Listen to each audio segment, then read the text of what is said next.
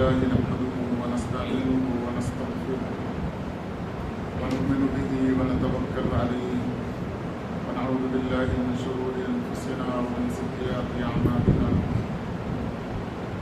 من يهده الله فلا مضل له ومن يضلل فلا هادي له ونشهد أن لا إله إلا الله وحده لا شريك له ونشهد أن سيدنا ومولانا محمدا عبده ورسوله صلى الله تعالى عليه وعلى آله وأصحابه أجمعين أما بعد قال الله تبارك وتعالى في كلامه المجيد أعوذ بالله من الشيطان الرجيم بسم الله الرحمن الرحيم اقرأ باسم ربك الذي خلق خلق الإنسان من علق اقرأ وربك الأكرم الذي علم بالقلم علم الإنسان ما لم يعلم صدق الله العظيم وصدق رسوله النبي الكريم ونحن على ذلك لمن الشاهدين والشاكرين والحمد لله رب العالمين رب اشرح لي صدري ويسر لي أمري واحلل عقدة من لساني يفقهوا قولي آمين برحمتك يا أرحم الراحمين والحمد لله رب العالمين. حضرات سامعین، اللہ جل شانہ کا لاکھ لاکھ شکر و احسان کہ اللہ جل شانہ نے ہمیں ایمان کی دولت سے نوازا اور جناب رسول کریم صلی اللہ علیہ وسلم کی امت کے اندر پیدا فرمایا اور نبی کریم صلی اللہ علیہ وسلم کا لاکھ لاکھ شکر و احسان کہ آپ صلی اللہ علیہ وسلم نے دین کی باتوں کو ہم تک پہنچایا. قرآن کریم کی سورہ علق کی 5 آیتیں خطبے کے درمیان تلاوت کی گئی ہیں. اللہ کے نبی صلی اللہ علیہ وسلم پر وحی کا جو سلسلہ شروع ہوا تھا، اللہ تبارک و تعالی سے ہم کلامی اور اللہ کا بندوں کے اوپر آخری جو پیغام نازل ہونا شروع ہوا تھا، اس کی سب سے پہلی کڑی یہی 5 آیتیں تھیں. مورخین نے لکھا ہے کہ تقریباً 500 سال کا عرصہ گزر گیا تھا کہ اللہ تبارک و تعالی نے وحی دنیا کے اندر نہیں بھیجی تھی، اپنا پیغام نہیں بھیجا تھا. لوگوں کے راہ راست پر آنے کا جو ذریعہ پچھلی کتابیں تھیں، ان میں اتنی تبدیلی آ گئی تھی، اتنا رد و بدل ہو گیا تھا، اتنی تحریفات ہو گئی تھی اور عام لوگوں کی رسائی بھی نہیں تھی کہ پتہ چلے کہ حق کیا ہے، صحیح کیا ہے، اللہ تبارک و تعالی کا فرمان کیا ہے، اور لوگوں نے خود ان کتابوں کے اندر کون سی چیز شامل کر دی. پرکھنا مشکل تھا، پتہ ہی نہیں چل پاتا تھا. دنیا کے اندر جتنی برائیاں تھیں، تمام برائیاں خاص کر کے عرب کے معاشرے میں عام تھیں. انسانیت اور ہمدردی کا دور دور تک کوئی نظیر، کوئی دلیل نہیں ملتی تھی کہ کوئی ہمدردی کرنے والا مل جائے، کسی کے اندر رحم ہو. یہاں تک کہ عرب کے معاشرے میں چند لقموں کی وجہ سے کئی لوگوں کو جان سے ہاتھ دھو دینا پڑتا تھا اور اس کو برا بھی نہیں مانا جاتا تھا. اس وقت اللہ تبارک و تعالی نے قیامت تک آنے والے انسانوں کی ہدایت کے لیے، قیامت تک آنے والے انسانوں کے فلاح اور کامیابی کے لیے قرآن کریم نازل کرنا شروع کیا. اور سب سے پہلے بندوں سے اللہ تبارک و تعالی مخاطب ہوئے اور حکم دیا، بات کرو بچے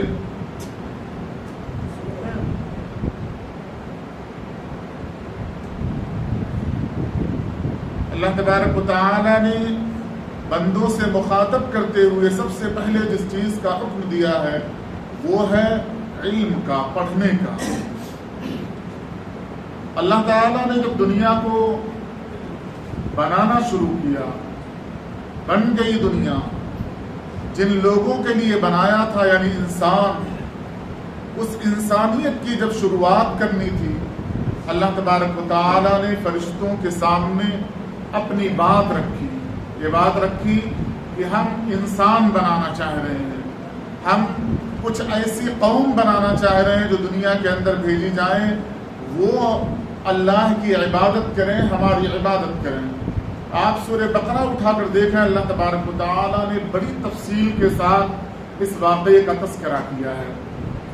اللہ تبارک و تعالیٰ نے حضرت آدم علیہ السلام کو بنایا، روح پھونکی، پوری کائنات اور اس وقت جتنے لوگ تھے اللہ تبارک و تعالیٰ کی عبادت کرنے والے فرشتے، اس کے ساتھ عزازیل یعنی ابلیس، وہ بھی اللہ کے پاس موجود۔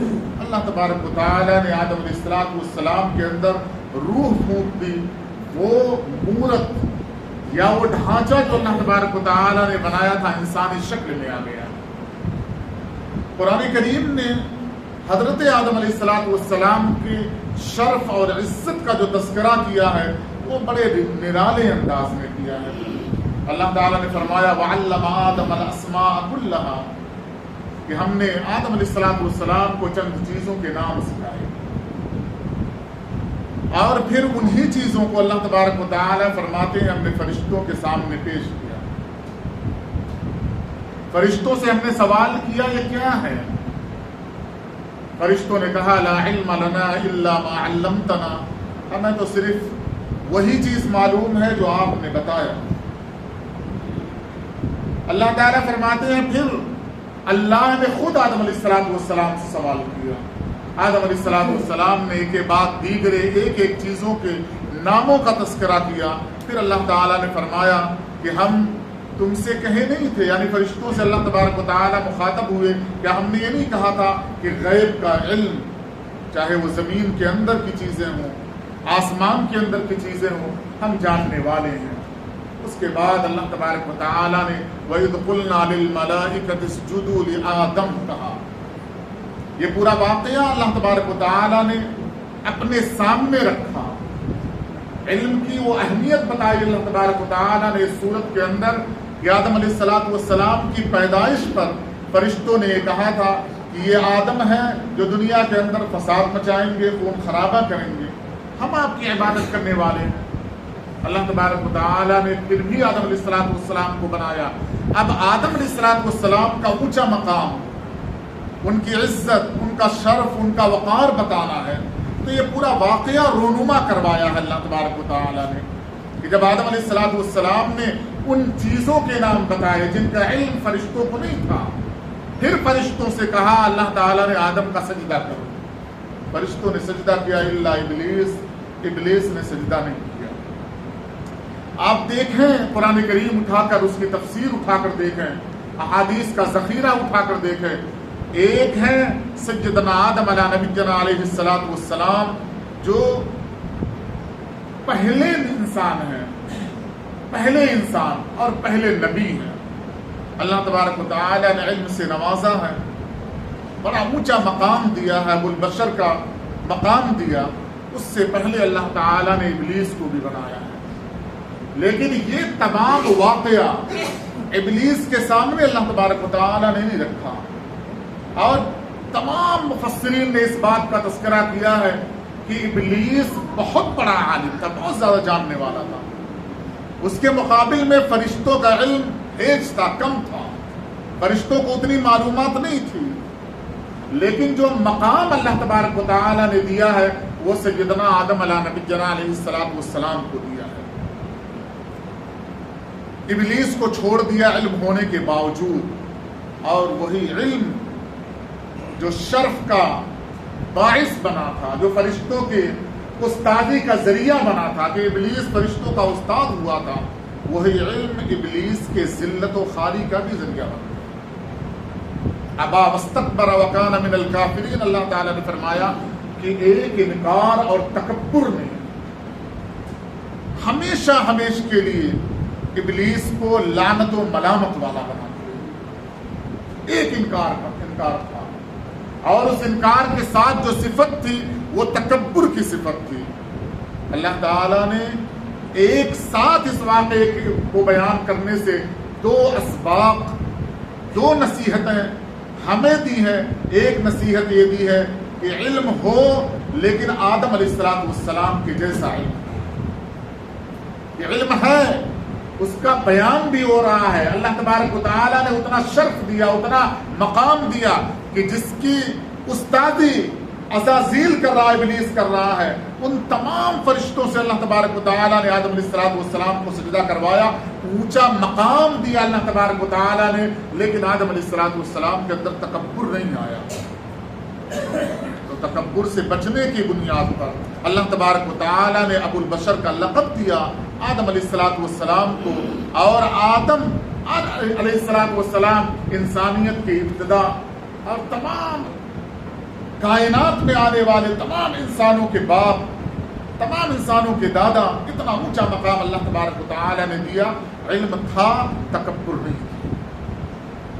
اللہ تبارک و تعالیٰ نے یہی قرآن جناب محمد رسول اللہ صلی اللہ علیہ وسلم پر نازل کیا، اور مخاطب عرب کے لوگ اول مخاطب بنے، جن کے اندر سب سے زیادہ جو صفت پائی جاتی تھی وہ تکبر کی پائی جاتی تھی۔ وہ اپنے آپ کو عربی کہا کرتے تھے، تمام کائنات کو عجمی کہا کرتے تھے۔ یہ دو لفظ تھے جس سے اپنے شرف، اپنی بڑائی کو بیان کرنا مقصود ہوتا تھا، اور عجمی کہہ کر پوری دنیا والوں کی ذلت مقصود ہوا کرتی تھی۔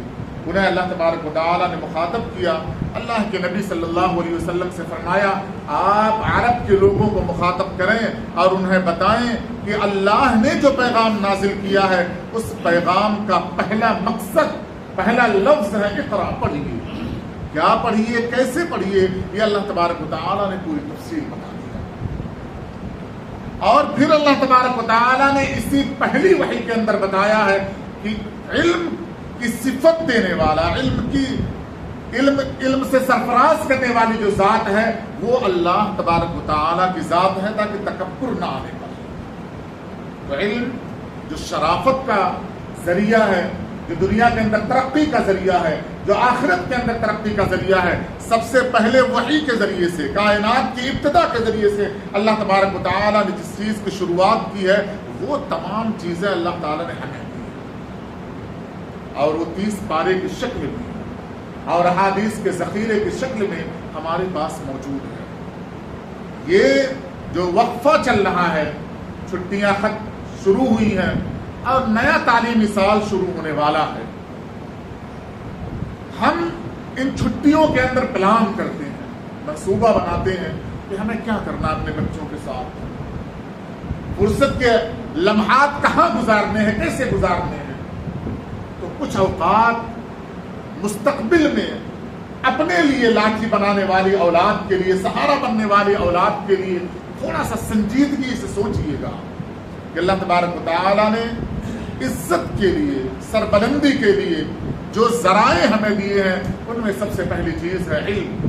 یاد رکھیں، کسی دانا آدمی سے سوال کیا گیا، دانا مطلب بہت زیادہ جانکار آدمی، اس سے سوال کیا گیا کہ اللہ تبارک و تعالیٰ کا بہت بڑا کرم اور شرف کیا ہے، انعام کیا ہے، تو اس نے بتایا کہ عقل سلیم، بہتر عقل، یہ اللہ تبارک و تعالیٰ کا عطا ہے، اللہ تعالیٰ کی عطیہ ہے، گفٹ ہے اللہ تبارک و تعالیٰ کی طرف سب سے بڑا۔ کہا اگر کسی کے پاس عقل نہ ہو تو اللہ تبارک و تعالیٰ کی طرف سے سب سے بڑا گفٹ کیا ہو سکتا ہے؟ کہا علم و ہنر۔ کہا اگر کسی کے پاس عقل بھی نہ ہو، علم و ہنر نہ ہو، تو اس کے پاس اللہ تبارک و تعالیٰ کی طرف سے سب سے بڑا عطیہ کیا ہوگا؟ کہا مال و دولت۔ کہا اگر کسی کے پاس علم بھی نہ ہو، عقل بھی نہ ہو، مال و دولت بھی نہ ہو، تو اللہ تبارک و تعالیٰ کی طرف سے سب سے بڑا انعام اس کے لیے کیا ہوگا؟ تو اس مرد دانا نے، اس عقل مند آدمی نے کہا ایسے شخص کے اوپر بجلی آسمان سے گرے وہ شخص ختم ہو جائے، ایسے لوگوں کی ضرورت نہیں۔ معلوم ہوا دنیا کے اندر اگر وہ لوگ رہ رہے ہیں جن کے پاس نہ ہی عقل ہے، نہ ہی علم و ہنر ہے، نہ ہی مال و دولت ہے، ایسے لوگ دنیا میں رہیں ان سے کوئی فائدہ نہیں ہے۔ اللہ کے نبی صلی اللہ علیہ وسلم نے فرمایا کہ اللہ کے نزدیک قوی مومن، طاقتور مومن کمزور مومن سے 1000 گنا زیادہ بہتر ہے۔ اللہ تبارک و تعالیٰ کو ایسے لوگ پسند نہیں ہیں جو دبے کچلے ہوئے لوگ۔ اللہ کے نبی صلی اللہ علیہ وسلم نے فرمایا قوی مرد کون ہوتا ہے؟ طاقت کے اعتبار سے، علم کے اعتبار سے، مال کے اعتبار سے، یعنی یہی وہ چیزیں ہیں جو عقل دانا مرد دانا شخص کہہ رہا ہے جس کے پاس یہ چیزیں نہ ہو وہ دنیا کے اندر رہے۔ اللہ تبارک و تعالیٰ کو ایسے لوگ پسند نہیں ہیں۔ اب آپ پوری تاریخ بھگا لیں مسلمان اپنی اور ہماری، اور دیکھیں کہ ہم کہاں کھڑے ہیں۔ ہمارے پاس عقل ہے؟ نہیں ہے۔ دنیا کے اندر جتنی قومیں ترقی کر رہی ہیں ان ترقی یافتہ قوموں میں ہمارا شمار نہیں ہوتا، نہ ہم نے کچھ کیا ہی نہیں۔ حالانکہ ایسا نہیں ہے کہ اللہ تبارک و تعالیٰ نے عقل کو تقسیم کرتے ہوئے مسلمانوں کو پیچھے چھوڑ دیا ہو کہ مسلمانوں کو عقل نہیں دیا جائے گا، عقل دیا، استعمال ہم نے نہیں کیا۔ علم اور مال و دولت یہ دونوں چیزیں ہیں جسے کمانا پڑے گا۔ عقل اللہ تبارک و تعالیٰ نے دے دیا ہے، اس کو استعمال کیجئے۔ علم حاصل کرنا ہوگا، مال و دولت کمانا ہوگا۔ اللہ کے نبی صلی اللہ علیہ وسلم نے یہ 3 چیزیں ہمارے سامنے رکھتے ہوئے فرمایا تھا کہ چند لمحوں کے بعد، چند سالوں کے بعد اس پورے عرب کی سرزمین کو تم دیکھو گے، دنیا اس کے اوپر نگاہ اٹھا کر دیکھے گی، شاید ترقی کے راستے یہی سے ملے گا۔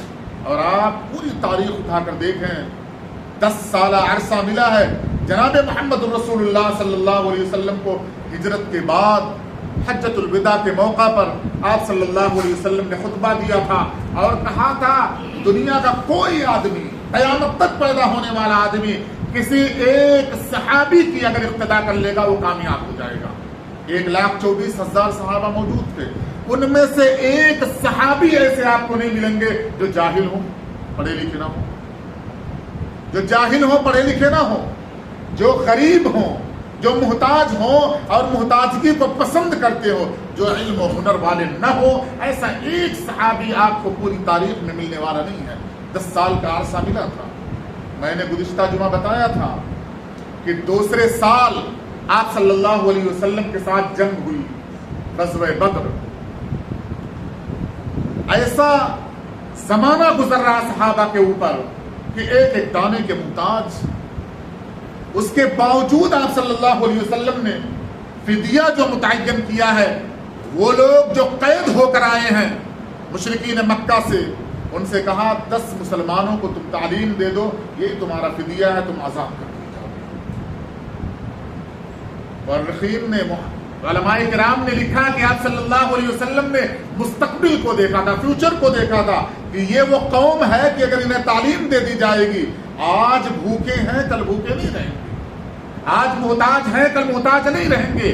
علم وہ خزانہ ہے، علم وہ پاور ہے، علم وہ طاقت ہے کہ دنیا کے اندر جس کے پاس آ جائے حاکم وہی رہتا ہے، دنیا اس کے سامنے اپنے سر کو جھکاتی ہے۔ افسوس ہوتا ہے کہ جسے کہا گیا تھا اقرأ باسم ربک الذی خلق، وہ قوم پڑھ رہی ہے، لیکن پڑھنے کا جو انداز ہے، پڑھنے کا جو طریقہ ہے، وہ طریقہ ہمیں نہیں آتا۔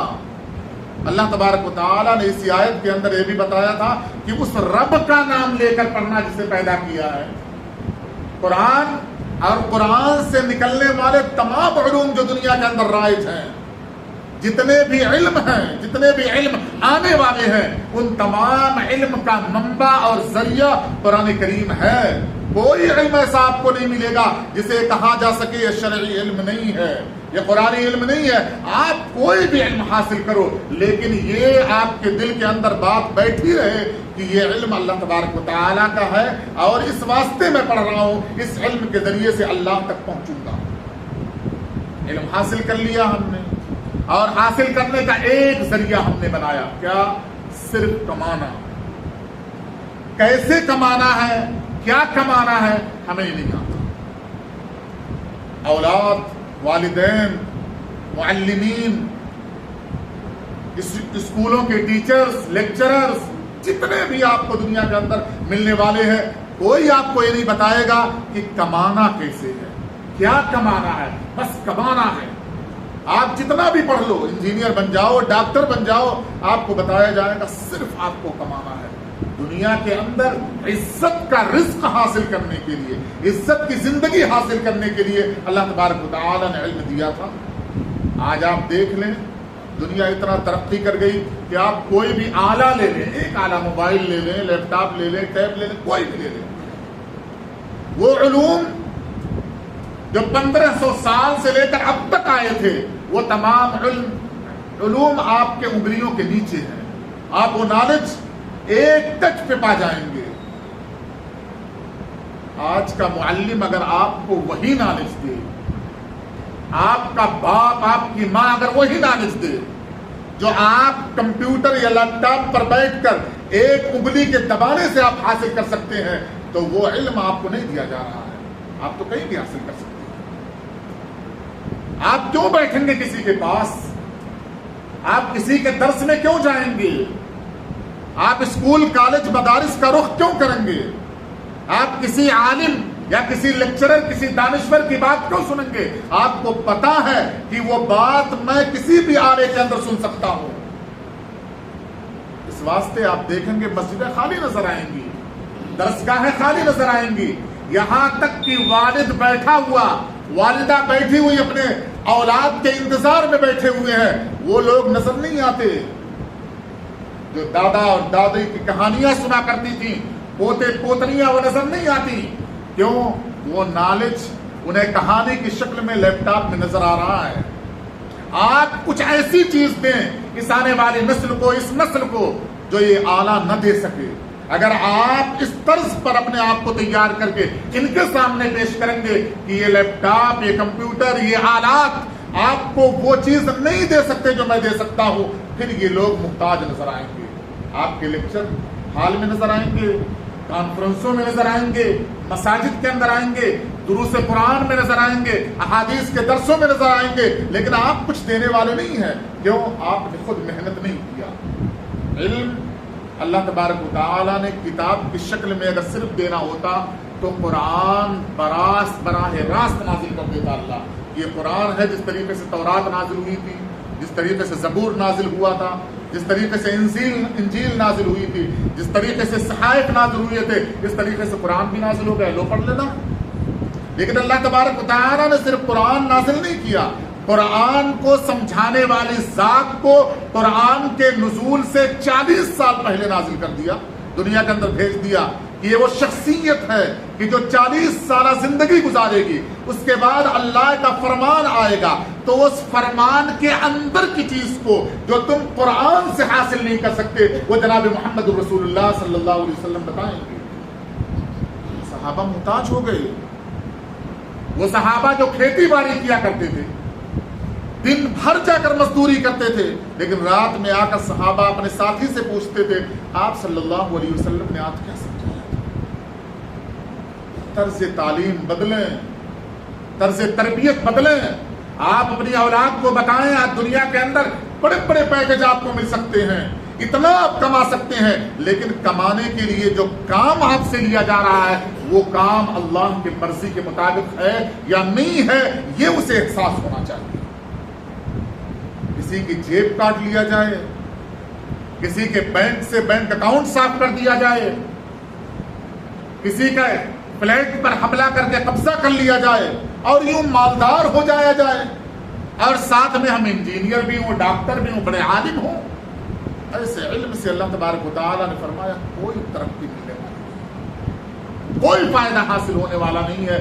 کیا کیا چیزیں ان علوم کے اندر ضروری ہیں، کیسے بندہ ترقی کرے گا، کیسے دنیا کے اندر لوگوں نے ترقیاں کی، کیسے علم حاصل کیا، کیا وہ صفات تھی جو صحابہ کے اندر تھی، اس کے بعد کے زمانے میں تھی. حضرت امام ابو حنیفہ رحمۃ اللہ علیہ پیدا ہوئے، امام بخاری رحمۃ اللہ علیہ پیدا ہوئے. امام مالک رحمۃ اللہ علیہ پیدا ہوئے، عبداللہ ابن مبارک رحمۃ اللہ علیہ پیدا ہوئے، کیسے اتنا ترقی کیا کہ بادشاہ خود جھک رہا ہے ان کے سامنے. وہ علوم کیسے حاصل کیا جائے گا؟ کیا طریقہ ہوگا؟